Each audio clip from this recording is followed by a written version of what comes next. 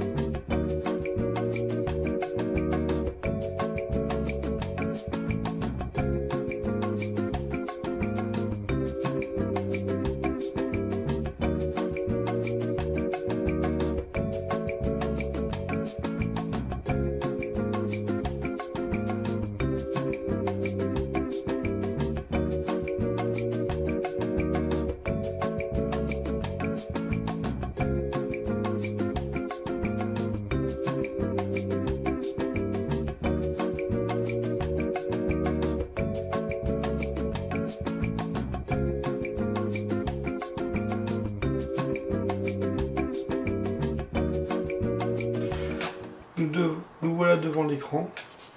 Donc l'ordinateur a redémarré.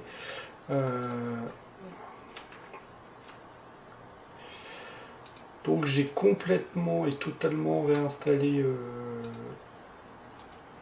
l'ordinateur. Donc ici on a notre disque dur principal, on a une petite clé USB et un disque dur secondaire permettant de mettre des données ou des fichiers sans écraser le disque dur principal sur lequel on a éventuellement des données à récupérer. Il y a 8 ans, il marche globalement assez bien. Bon, le système vient juste d'être installé, il est très light, il n'y a même pas d'antivirus, il n'y a rien. De toute façon, là vous voyez bien, je l'ai installé et Windows va repartir aussi vite qu'il est arrivé, puisque sa destination finale, ce n'est pas d'être sur Windows, c'est une toute autre utilisation. Voilà, donc ça, on va le laisser comme ça. Et là, donc, on a le document d'information. Donc ici, on voit que Windows n'est pas activé. C'est une version 64 bits. Le processeur, c'est un Core de Duo E8400 en 3 GHz. Et il y a 8 Go de mémoire vive, ce qui est tout à fait convenable pour ce genre de machine. Voilà. Au niveau de l'évaluation de Windows, donc, que j'ai déjà faite, le processeur est pas si mal que ça, puisqu'il est à 6,5, en sachant qu'il y a même des processeurs actuels, encore i3 et tout ça, qui sont évalués pareil, surtout sur les versions portables, qui ont la même évaluation que ce processeur-là. On a 6,8 au niveau mémoire, donc on est pas mal non plus au niveau de la mémoire. On a une carte graphique qui, elle, stagne au niveau des performances Windows Aero à 5,1. Donc bah, finalement, elle n'est pas top au niveau performance vidéo, mais elle fait son taf aussi. Et on a une performance graphique de jeu à 6,2. Et on a une performance de disque habituelle sur les disques à plateau de 5,9 au niveau de Windows. Donc finalement, on a un PC globalement pas trop mal. C'est pas non plus une bête de course, mais finalement, même encore actuellement, celui-là, il convient toujours. Alors ça, c'est selon la notation Windows 7 du début. Donc voilà. Après, au niveau de la carte graphique, puisqu'on est rentré un petit peu dedans, et ben si on va dans le système là, hop, et ben c'est donc ce que je vous disais, c'est une AMD Radeon HD 6450. avec 512 de mémoire vive et en DDR3. Donc au final, c'est une bonne carte graphique, en sachant qu'elle est encore commercialisée sur certains sites, mais pas avec 512, avec 1 Go de mémoire vive. Donc si elle est encore commercialisée, ça veut dire qu'elle a un intérêt, c'est que c'est une petite carte mémoire, c'est une petite carte graphique qui consomme pas trop et qui en plus a des performances relativement bonnes. Bon, je dirais pas qu'on puisse jouer en ultra avec les derniers jeux, mais je pense qu'elle doit pouvoir faire son taf. Donc OCCT, si vous connaissez, bon, ça c'est une version pour Windows. Je sais pas si ça, enfin je pense qu'il doit y avoir des logiciels similaires pour Linux ou autre. Donc là, il ne fonctionne pas pour le moment. Donc on a un petit test au niveau du CPU. Qu'est-ce qui se passe quand on envoie? Donc test en cours. Donc ce logiciel-là, il est souvent utilisé pour contrôler la stabilité d'un ordinateur après avoir fait un overclocking. Bon là, le processeur, il n'a pas du tout été overclocké puisque c'est pas sa destination. C'est pas le but. C'est pour. Ça permet aussi de voir, moi, à mon niveau, si l'ordinateur il est encore bon, s'il ne crache pas au bout de quelques minutes d'utilisation sans même l'overclocker. Ça m'est déjà arrivé. Donc voilà, on va pas rester des heures et des heures, mais au niveau température ça monte, ça peut même monter. J'ai fait plusieurs tests, je mettrai les captures d'écran dans la vidéo, où ça monte quand même encore en température, on peut monter à 60-62 degrés.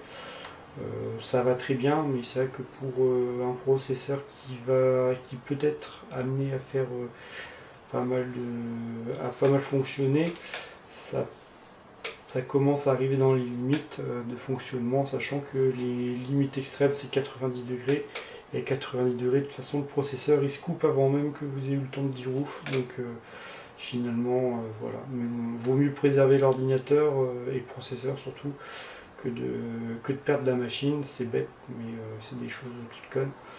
Donc voilà, mais globalement il fonctionne très bien en sachant qu'il fait 32-33 degrés extérieur. Donc on va s'arrêter là pour cette partie du test, ça sert à rien d'aller continuer plus loin, parce qu'on n'est pas là pour tester la fiabilité. On va faire le test, comment dire, GPU en 3D, on va voir ce que ça donne. Donc voilà, hop là, voulez-vous... Bon, on va mettre à jour DirectX. Ok. On va accepter, suivant. On s'en fout. Genre ça esquive, de toute façon on va dégager. En plus ça permet de faire un petit test de téléchargement, voir ce que ça donne.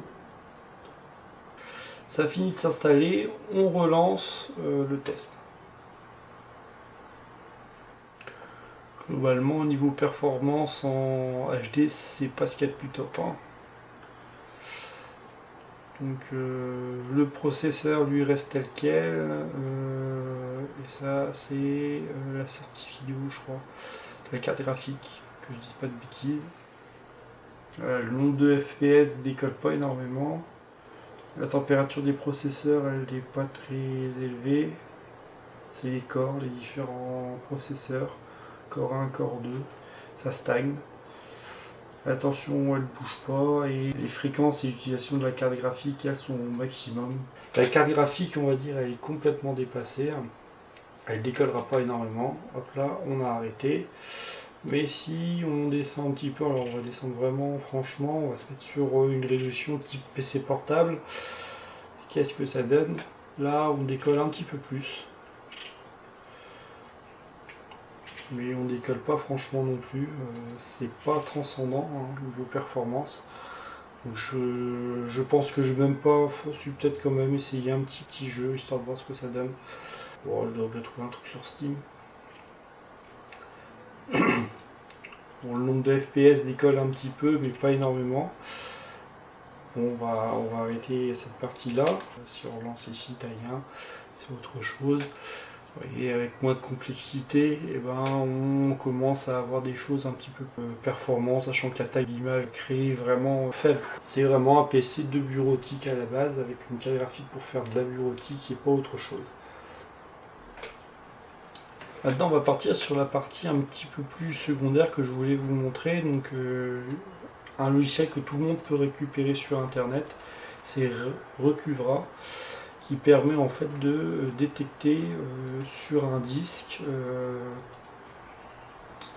certaines données qui sont perdues, comment dire,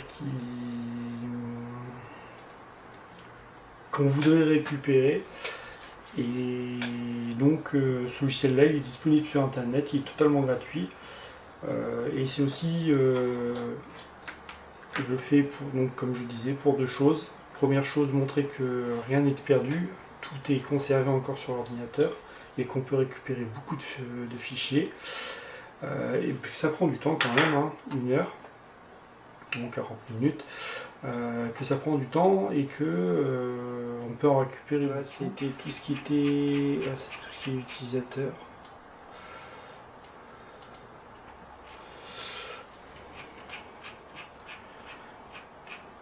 Donc tout ça c'est ma partie actuelle, mais par contre vous voyez ici, à partir d'ici, on commence à avoir des choses qui datent de 2011. Donc ça en fait ce sont des anciens fichiers. Alors c'est pas forcément ce qu'il y a de plus intéressant, mais on va commencer à avoir des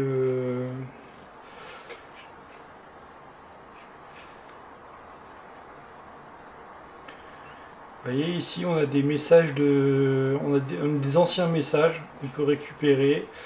On va essayer de trouver peut-être des fichiers .doc. Alors quand ils sont en rouge comme ça veut dire qu'ils sont pas en très bon état. Bon, on s'en fout, là c'est Windows registration, on s'en fout. Mais on est capable de savoir d'où ça vient et quelles a été les modifications. Donc j'ai lancé une nouvelle recherche et donc on peut constater que il y a des bon, j'ai lancé une recherche uniquement sur les vidéos, les photos et voilà tout ce qu'il y a dans le PC. Alors on va récupérer celle-là par exemple quand il veut, s'il veut bien.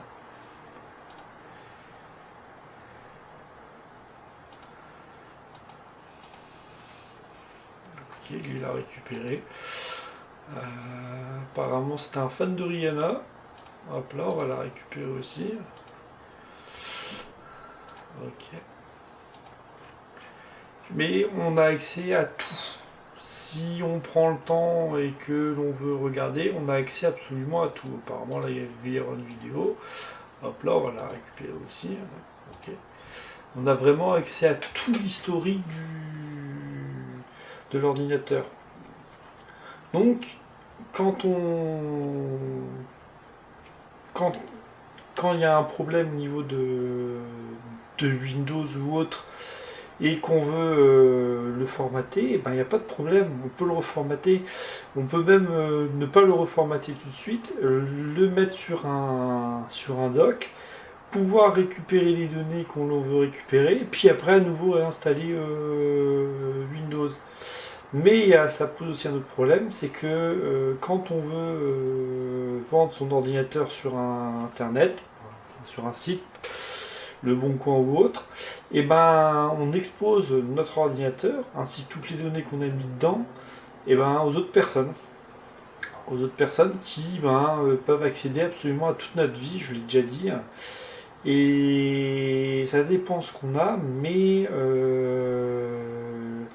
sur certains PC, moi j'avais les comptes, les numéros de compte, j'avais les photos des gamins, je pouvais tout récupérer. Donc voilà, et apparemment il était un grand fan de photos. Hop là, donc voilà, et tout ça je l'ai illustré, je voulais le montrer parce que c'est pas la première fois que ça m'arrive, et je pense que les gens sont pas forcément comment dire au courant de ça, et ils se disent on a un ordinateur, on a réinstallé Windows, et tout a été supprimé. Non, tout n'est pas supprimé. Et donc c'est un enfin c'est pas un gros problème, mais à titre personnel, moi j'ai des choses que j'ai pas du tout envie j'ai pas du tout, vous voyez, il y a une photo, je pense, personnelle là.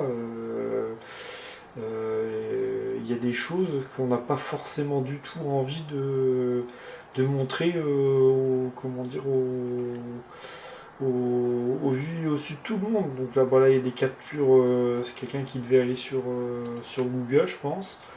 Hop là, on va la récupérer la photo, hein, et après on ira les regarder.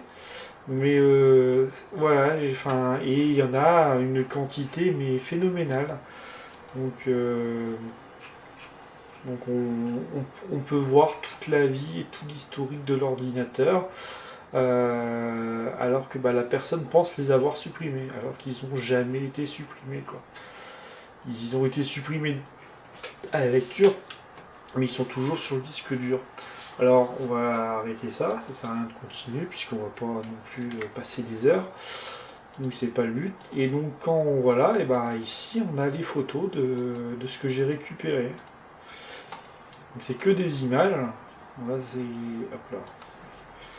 C'est capture écran. Ce sont que des images, mais voilà, donc on y a accès. Elles sont bien sur le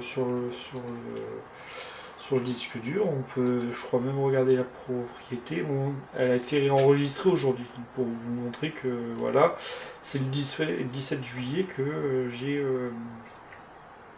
Ah, il y a 3 heures. Bah non, 3 heures. Pourtant, j'y suis pas allé, ça. Donc voilà, donc on peut vraiment récupérer beaucoup de données sans même que les gens.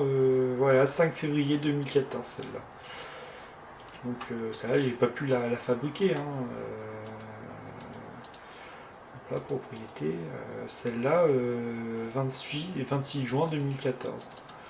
Donc on peut récupérer beaucoup de choses et c'est pas forcément ce qu'on a envie quand on n'a pas forcément envie que des gens malveillants puissent récupérer nos données. Alors c'est très utile. Par contre, c'est très utile quand on veut récupérer nos données. C'est très long quand on a un crash au niveau de notre ordinateur. Mais par contre, quand on revend un ordinateur sur Internet, tout le monde ne l'achète pas forcément pour être malveillant, mais on peut tomber sur des personnes pas forcément très consciencieuses. Enfin, il y a une solution qui permet de pallier à ça. Alors, la première solution, je ne sais pas si ça existe sous MS-DOS, sous Windows, mais je sais que l'on peut réécrire des données. C'est-à-dire qu'on dit à l'ordinateur d'écrire sur l'espace vide des données vides. Ça, c'est faisable. Sur Linux, je sais le faire. Sur Windows, je ne sais pas le faire. Et pour aller plus vite, il y a une chose qui existe sur informatique, c'est avec CCleaner. C'est une fonction, c'est effaceur de disque. Alors on peut sélectionner un disque, on peut lui dire donc de l'effacer en plusieurs passages, donc l'espace libre seulement par exemple, et on peut lui dire de l'effacer alors je vais mettre 35 passages par exemple. Et on fait effacer et normalement ça doit disparaître. Donc je vais lancer cette suppression très complexe sur l'espace libre et on reviendra un petit peu plus tard. Ça va prendre pas mal de temps. Hop là. Ça devrait prendre un sacré bout de temps puisque je pense qu'il faut compter ça en heures. On va voir ce que ça donne.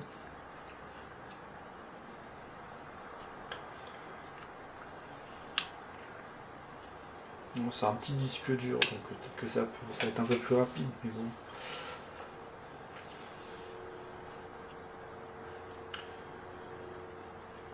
Voilà, donc il lui faut 5 jours, enfin il faut quasiment une journée, et ben on va le laisser tourner, puis on reviendra un peu plus tard.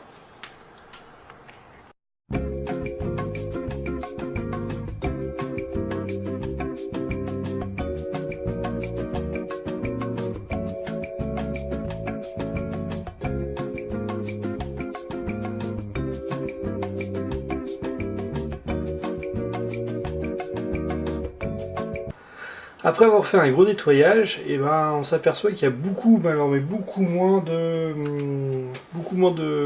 fichiers déjà de disponibles. On en avait 100 et quelques mille, là maintenant on n'en a plus que 31 000 et quelques. Et ils sont tous en très mauvais état, il faut dire ce qui est. et ce sont tous des fichiers récemment utilisés. Même s'il indique 2013, en fait 2013 c'est la date d'incrémentation d'installation de Windows. Et tous les chemins sont connus. Il n'y en a quasiment aucun qui ne sont pas connus. Voilà. Et donc le nettoyage de l'utilisation de CC Cleaner fait que ça fonctionne parfaitement bien. Il y a des choses qui sont encore détectées, mais si je les ouvre, là vu que c'est rouge, j'avais déjà fait, ils ne sont pas du tout utilisables ou fonctionnels. Là, le PC il est nettoyé et on peut le passer à une personne tierce. Voilà, donc il dit qu'il l'a récupéré. Et si je vais le chercher donc, dans mon disque test, voilà, il a récupéré un truc, on ne sait pas ce que c'est. Et de toute façon, c'est fait de façon à ce que ça ne soit pas réutilisable. Donc c'est peut-être un truc d'un logiciel, mais voilà, il y a vraiment rien de récupérable et on peut rien penser à récupérer sur ce PC puisque c'est plus du tout utilisable. Donc voilà, là il y avait comment dire, hop là, une photo. Ok, et la photo en elle-même maintenant elle est pareil, elle est voilà, elle est morte. Il sait pas ce que c'est et ça sert à rien de vouloir la récupérer puisque de toute façon c'est tout mort tout ça. Donc voilà, donc et il y a beaucoup moins comment dire là ce sont des hop là, si je le fais, c'est une image. Mais je m'en fous. Voilà, alors je sais pas où elle est. En tout cas, c'est vide quoi. Et CC Cleaner, qui est donc, je rappelle ici, on va dans outils, hop là, effaceur de disque, donc seulement l'espace libre, et ben ça fonctionne très bien et ça évite de pouvoir récupérer les données quand on veut revendre l'ordinateur, et je pense que c'est une bonne solution. Après, Recuvera est lui aussi un très bon logiciel quand nous on veut comment dire, récupérer des données. Bon, je vais pas relancer le logiciel, mais c'est un très très bon logiciel pour récupérer les données qu'on a perdues de nous-mêmes. Un fichier qu'on vient de supprimer et qu'il fallait pas supprimer, et ben avec ce truc là, ça va prendre un petit peu de temps, mais on va pouvoir réussir à récupérer le fichier. Donc ce sont de très bons logiciels à titre personnel. Donc j'avais promis un petit essai de test de jeux vidéo, comme vous pouvez le constater, il n'aura pas lieu. J'ai fait des tests hors caméra et hors enregistrement d'écran, et il s'est avéré que vraiment le résultat était vraiment pas beau. La capture était vraiment moche, très très moche même d'ailleurs. Et puis même le rendu graphique de la carte était vraiment pas belle du tout.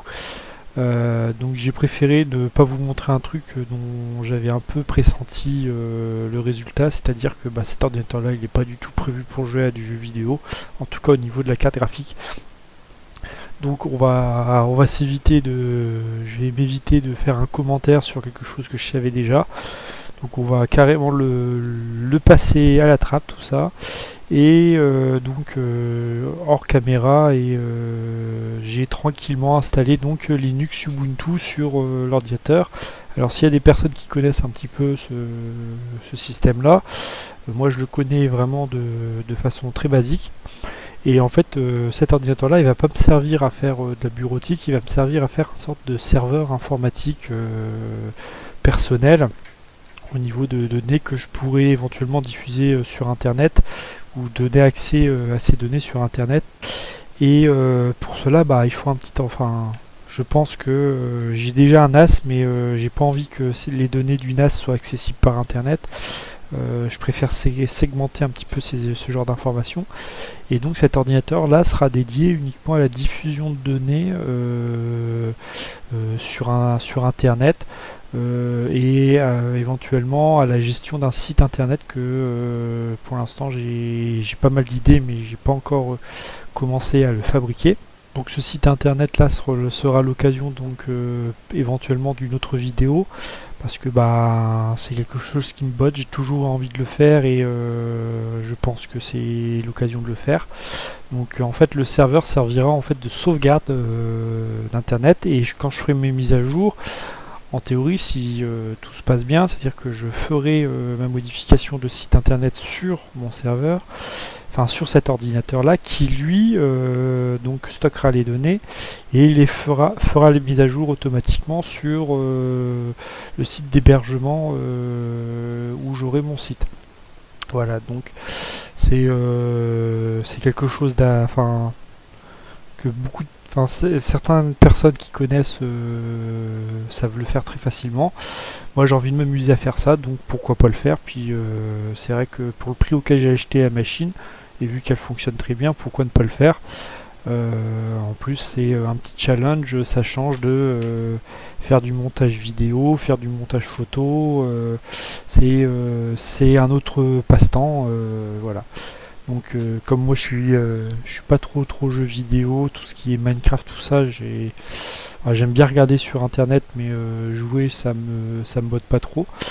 Ce genre de défi là pour moi c'est comme un jeu vidéo, enfin c'est aussi bien qu'un jeu vidéo et en plus il n'y a pas de script, c'est à nous de le faire et c'est à nous de partir de zéro et de tout réaliser.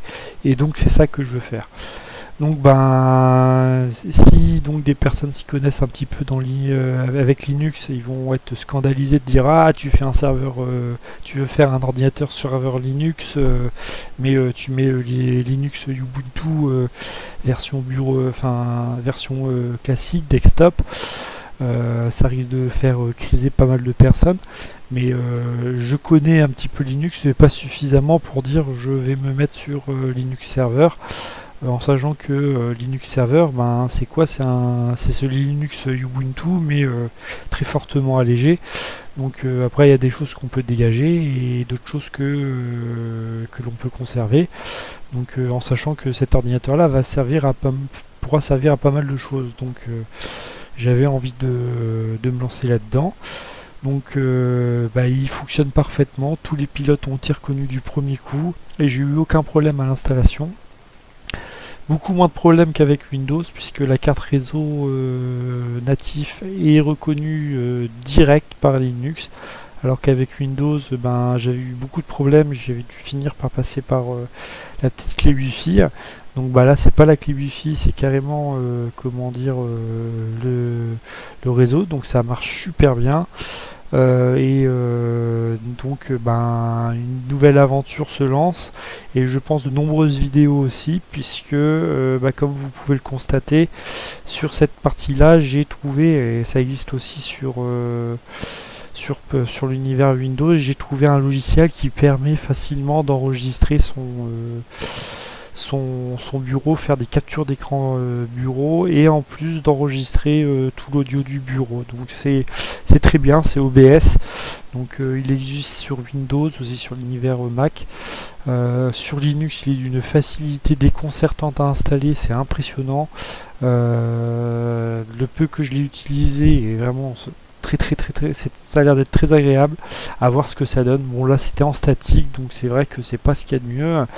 Et puis voilà. Alors je vais pas trop rentrer dans les détails un petit peu sur la machine, puisque j'ai quelques réglages à faire et je pense que ce sera l'occasion aussi de vidéos assez prochainement, histoire de montrer un peu ce que quand on installe la distribution en tout cas Ubuntu, quelques petits trucs qu'on peut virer comme le Amazon, il y a aussi des suggestions de pub, j'ai vu un endroit où est-ce qu'il me le met, je sais pas où est-ce qu'il me le met.